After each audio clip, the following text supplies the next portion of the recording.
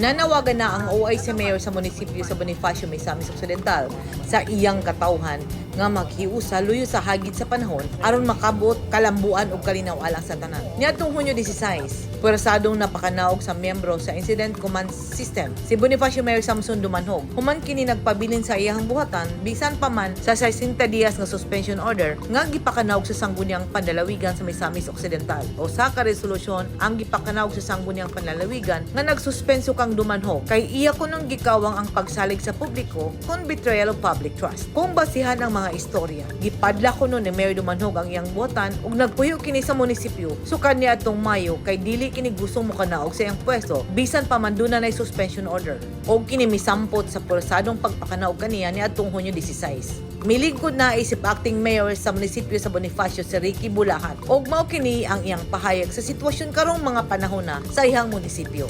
Nahuma naman ang tensyon, ang ako panawagan nga unsay gimando sa balaod atong himuon musunod ta sa balaod dayon magtibayayong ang tanan nga mutrabaho para sa asenso.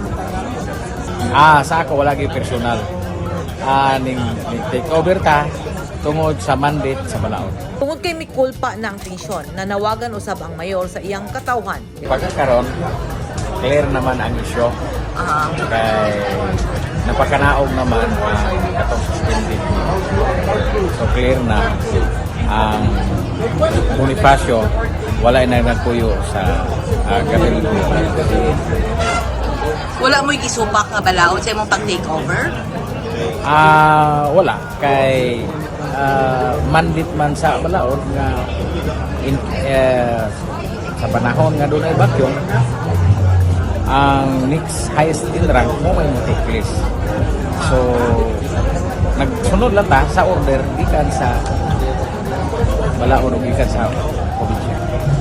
Una nang gipasangilan ni Mayor Dumanhog si Governor Henry Waminal nga mao kunoy nagpaluyo sa ang suspensyon apan gihimaka kini sa gobernador kay matud niini nagpabiling independente sa iyang desisyon ug sa iyang lihok ang sangguniang panlalawigan sa probinsya sa Misamis Occidental ug gawas nun kining mopagawa sa ilang desisyon ug mga balaod. Nangandam na karon ang kampo ni Dumanhog og kaso batok sa tanang opisyal nga matud niini maoy nagmugna sa walay mga basihan nga akusasyon batok kaniya ug mao kining grupuha ang nagpakanaog kaniya sa pwesto niadtong Hunyo 16. Edit Kaduayan News and Philippines. Stay safe!